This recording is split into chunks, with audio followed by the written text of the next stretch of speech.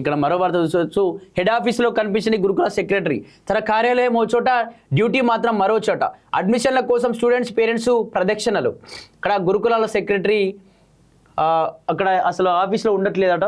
ఆఫీస్లో ఉండకపోగా మరొక చోట్ల అంటే ఎక్కడ ఉంటుంది? సెక్రటేరియట్లో ఉంటుంది, హైదరాబాద్లో సెక్రటేరియట్లో ఉంటుంది అని చెప్పేసి కూడా చెప్తున్నారు. దీనికి సంబంధించి ఇప్పటికీ అడ్మిషన్స్ ప్రారంభమైపోయాయి. అడ్మిషన్స్ కోసం చాలామంది ఆ ఎస్సీ గురుకులకు సంబంధించిన పేరెంట్స్ కూడా వాళ్ళ పిల్లల్ని జాయిన్ చేయడం కోసం అడ్మిషన్స్ కోసం చాలామంది ఆఫీస్కి వస్తూ ఉంటారు. వాళ్ళు ఆమె లేదు అంటే చాలా సుదూర ప్రాంతాల నుంచి కూడా వాళ్ళు వస్తూ ఉంటారు అక్కడికి వాళ్ళ పిల్లల్ని జాయిన్ చేయడానికి. మరి అక్కడ లేకపోతే పరిస్థితి ఏంది? మరి వచ్చి సెక్రటరీలో ఉంటే మరి ఆ సెక్రటరీలో జాబ్ చూసుకోవచ్చు కదా. మరి అక్కడ ఎందుకు వీళ్ళని జాబ్ తీసి ఆ జాబ్ ఉడబీకేసేరి అక్కడ పెట్టేసేరి అయిపోతుంది ఇటువంటి వ్యక్తులకు, ఇటువంటి మేధావులకు. సాధారణంగా అకాడమిక్ ఇయర్ ప్రారంభంలో అడ్మిషన్ల ప్రక్రియ పూర్తయ్యే వరకు సంబంధిత విద్యా సంస్థల మేనేజ్మెంట్ స్థానికంగా అందుబాటులో ఉండాలి. అడ్మిషన్లో తలెత్తే సమస్యలు తెలుసుకొని పరిష్కారం చూపేందుకు ప్రత్యేకంగా సమయం కేటాయించాలి. కానీ ఎస్సీ గురుకులాల సంస్థ సెక్రటరీ మాత్రం అందుబాటులో ఉండడం లేదని విమర్శలు ఉన్నాయి. ఎప్పుడు వెళ్ళినా ఆమె ఆఫీస్ పని పేరులో సెక్రటేరియట్లోనే ఉంటున్నారని ఫిర్యాదులు ఉన్నాయి. దీంతో సుదూర ప్రాంతాల నుంచి వివిధ సమస్యలతో వచ్చే తల్లిదండ్రులు, స్టూడెంట్స్ ఆఫీస్ చుట్టూ ప్రదక్షిణలు చేస్తున్నారు.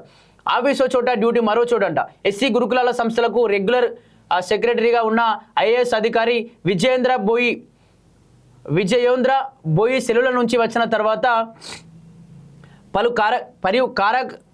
పలు కారణాల వల్ల బాధ్యత చేపట్టలేదు. దీంతో టీచింగ్ స్టాఫ్ నుంచి ప్రమోషన్ల ద్వారా జాయింట్ సెక్రటరీగా పనిచేస్తున్న శారదను ఇన్ఛార్జ్ సెక్రటరీగా నియమించారట.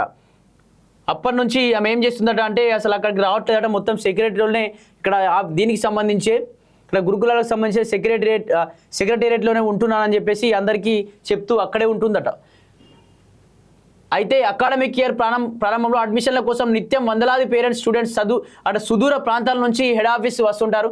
గురుకులాల్లో సీటు దొరికినా స్కూల్ దూరంగా ఉండడంతో దగ్గరగా ఉన్న స్కూల్లో అడ్మిషన్ కల్పించాలని విజ్ఞప్తి చేస్తుంటారు.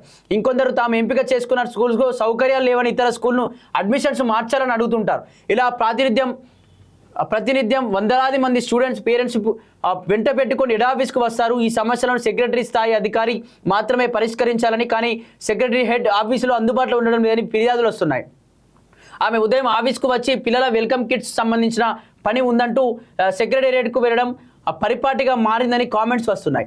స్కూల్స్ ప్రారంభం నుంచి ఇప్పటి వరకు ఆమె హెడ్ ఆఫీస్లో కనిపించిన సందర్భాలు చాలా తక్కువగా ఉన్నట్లు ఆ ప్రచారం జరుగుతుందట.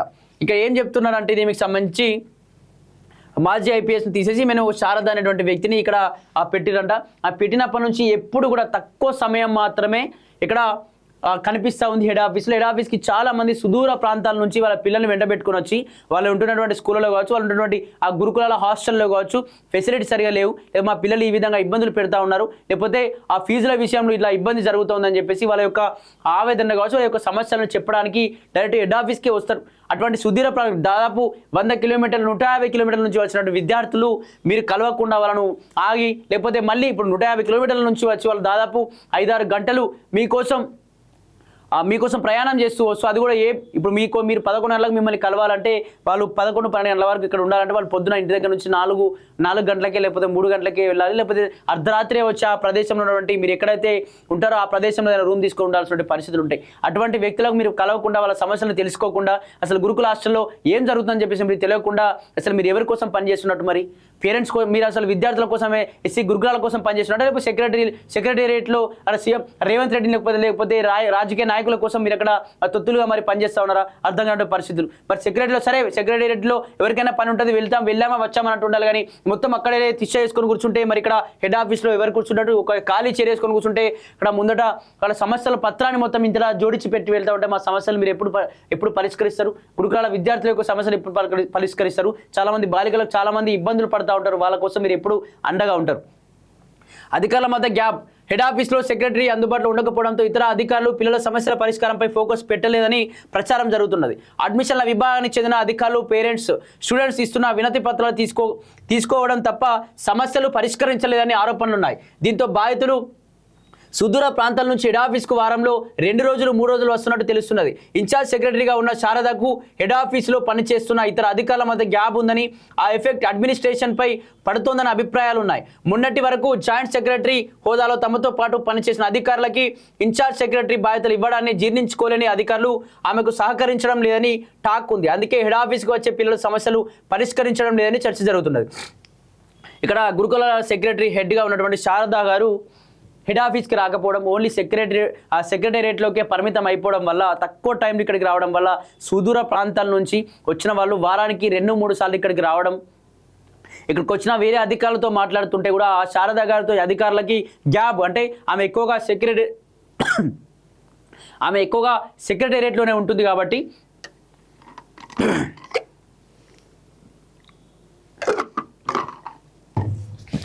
తను ఎక్కువగా సెక్రటేరియట్లోకి పరిమితం అయిపోయింది కాబట్టి దానికి సంబంధించి అధికారులకు తనకు గ్యాప్ ఉంది, అంటే అసలు ఆమె ఎటువంటి నిర్ణయాలు తీసుకుంటా ఉంది, అసలు ఇక్కడ ఏం జరుగుతుంది, వాళ్ళకు అధికారులకు మధ్య గ్యాప్ ఉండడంతో అధికారులకు కూడా ఏం చేయాలో తెలియనటువంటి పరిస్థితి ఏర్పడ్డది. అంటే వాళ్ళు కూడా ఈ విద్యార్థులకు కావచ్చు వీళ్ళకు ఎటువంటి సమాధానం చెప్పాలో తెలియక వాళ్ళు కూడా అయోమయ పరిస్థితిలో పడిపోయినట్టుగా కూడా తెలిపిస్తూ ఉంది. దీనికి సంబంధించి హెడ్ ఆఫీస్లో మంత్రి, సెక్రటేరియట్లో అధికారి అట. ఈ మధ్య సాంఘిక సంక్షేమ శాఖ మంత్రి అడ్లూరి లక్ష్మణ్ గురుకులాల సంస్థ పనితీరును తెలుసుకునేందుకు హెడ్ ఆఫీస్ను ఆకస్మికంగా తనిఖీలు చేశారు. అడ్మిషన్ల కోసం వచ్చిన విద్యార్థులు, తల్లిదండ్రుల సమస్యలను నేరుగా విన్నారు. సొంత జిల్లాలో అడ్మిషన్లు ఇవ్వకుండా 100 కిలోమీటర్ల దూరంలో ఉన్న ప్రాంతాల్లో సీటు ఇవ్వడంపైన ఎక్కువ మంది ఫిర్యాదు చేశారు. సాధ్యమైనంత మేరకు స్టూడెంట్స్ సొంత జిల్లాలోని అడ్మిషన్ కల్పించాలని అధికారులను మంత్రి ఆదేశించారు. మంత్రి ఆకస్మిక తనిఖీ చేస్తున్న సమయంలో హెడ్ ఆఫీస్లో ఉండాల్సిన ఇన్ఛార్జ్ సెక్రటరీ శారదా సచివాలయంలో ఉన్నారు. సమాచారం తెలిసినా కూడా ఆమె హెడ్ ఆఫీస్కు రాలేదని ప్రచారం జరుగుతున్నది. హెడ్ ఆఫీస్ ఆమెమో సెక్రటేరియట్లో ఉంటుందట.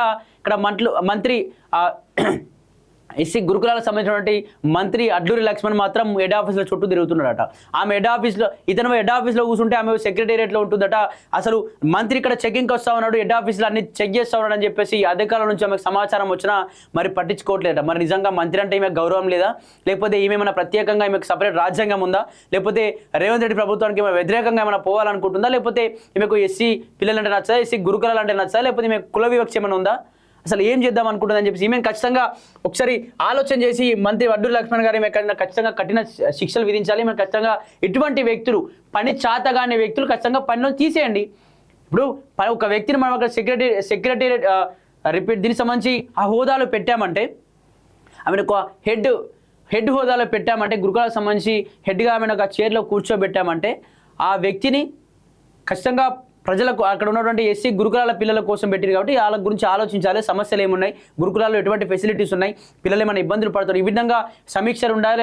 ఎప్పటికప్పుడు గురుకులాలను అక్కడ సమీక్షిస్తూ ఉండాలి. అక్కడికి వెళ్ళి వాళ్ళ పిల్లలతో మాట్లాడేటువంటి ప్రయత్నాలు చేస్తూ ఉండాలి. కానీ ఈమె వెళ్ళి సెక్రటేరియట్లో ఉంటే ఇక్కడ ఏంది పరిస్థితి? ఇటువంటి వ్యక్తులను సెక్రటేరియట్లోనే ఏమైనా పదవి ఉంటే ఉంచండి, అందులోనే ఇక్కడ నుంచి తీసేయండి, వేరే హెడ్ కూడా పెట్టండి. ఖచ్చితంగా మంత్రులు కావచ్చు ఇవన్నీ అందరూ కూడా ఒకసారి దీనికి సంబంధించి ఆలోచన చేయాలని చెప్పేసి కూడా కోరుతా ఉన్నాం.